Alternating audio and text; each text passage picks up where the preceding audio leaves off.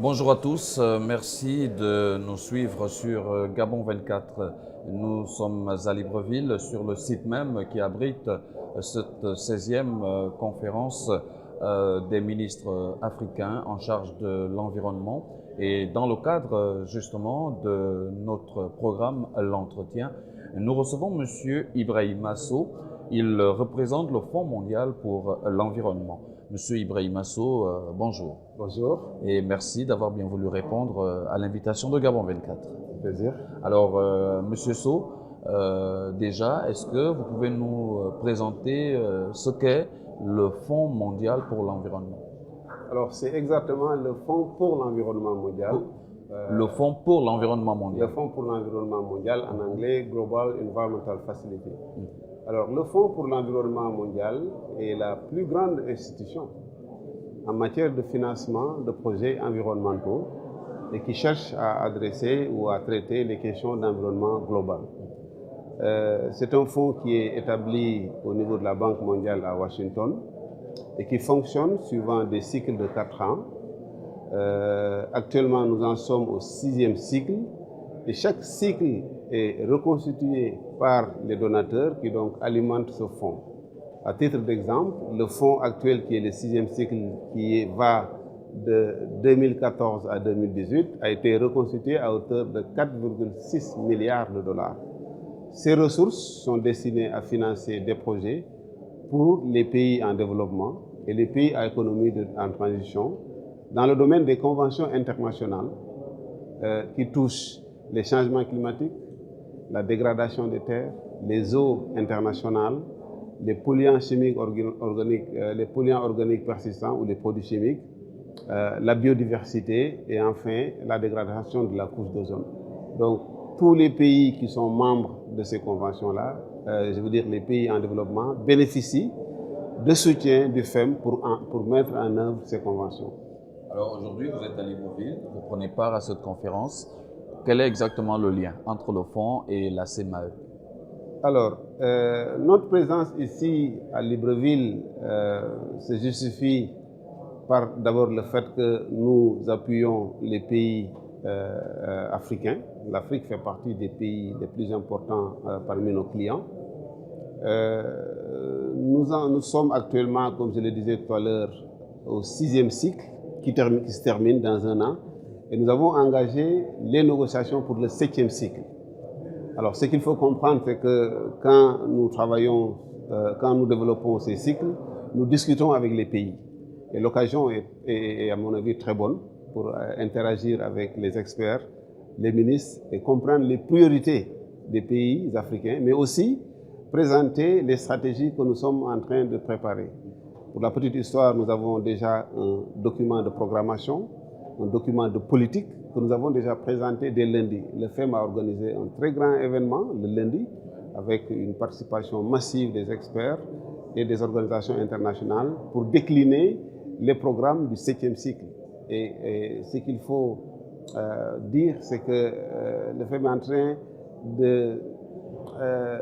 d'orienter ces stratégies, ces programmes vers un business model tout à fait nouveau, alors qui consiste à développer des programmes intégrés, où par exemple l'énergie, l'agriculture, l'environnement se mettent ensemble pour lancer des programmes d'impact, ce qu'on appelle les programmes impact.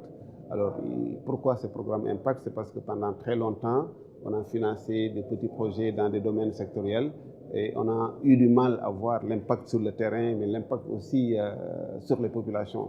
Alors c'est pourquoi de plus en plus, donc, on développe des programmes massifs. Et nous avons commencé ça quand même depuis quelques années avec en Afrique les programmes sur la Grande Muraille Verte, etc. Pour régler les questions de désertification, de biodiversité et de changement climatique.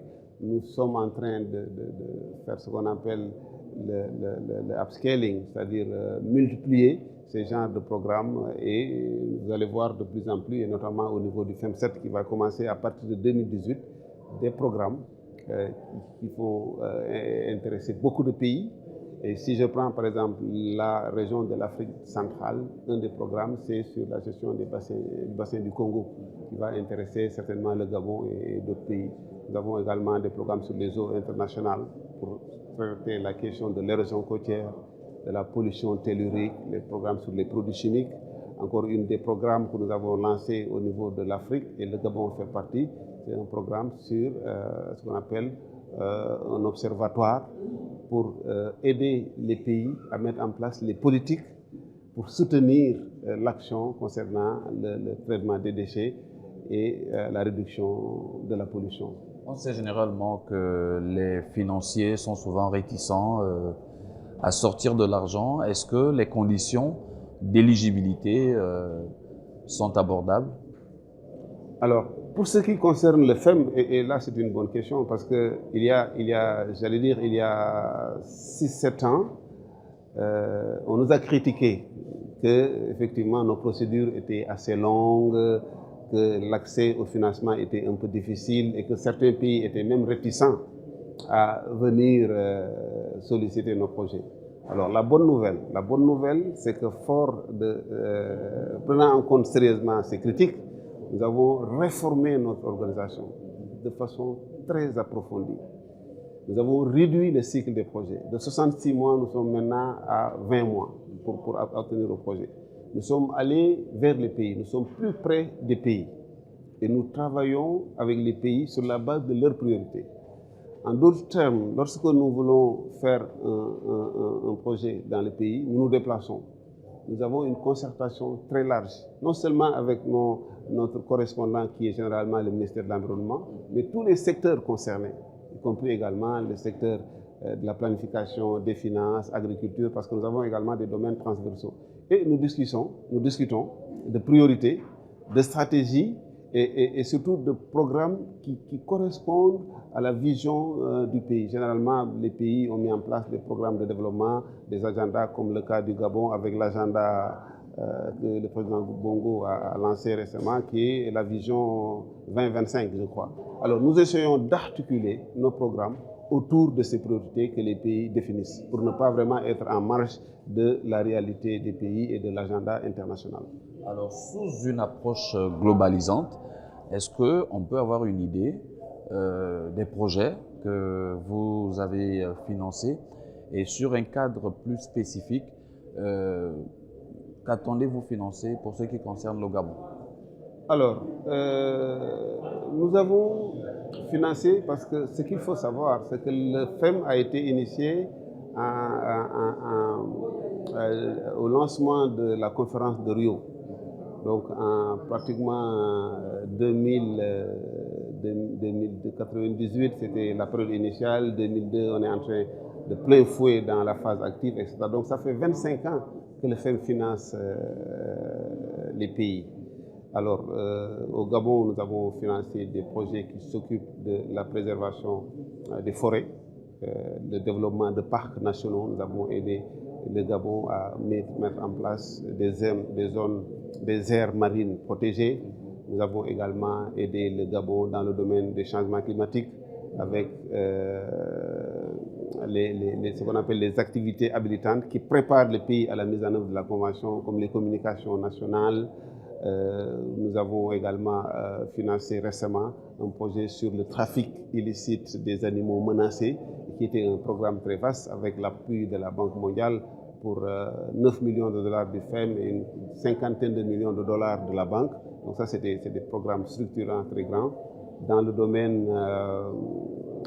domaine des produits chimiques, nous avons financé un projet qui couvre une dizaine de pays de l'Afrique, comme je l'ai dit, et qui permettent à développer des outils pour l'action concrète contre les polluants organiques persistants qui sont des produits chimiques dangereux, cancérigènes, etc.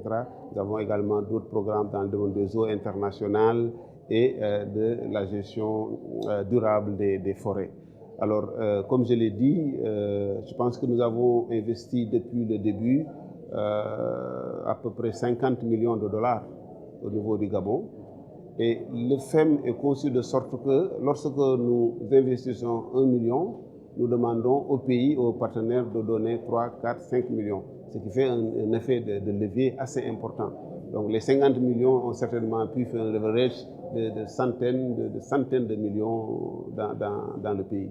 Alors pour le prochain cycle qui commence dans un an, je ne peux pas dire qu'on va financer tant, mais on va demander au pays quelles sont les priorités.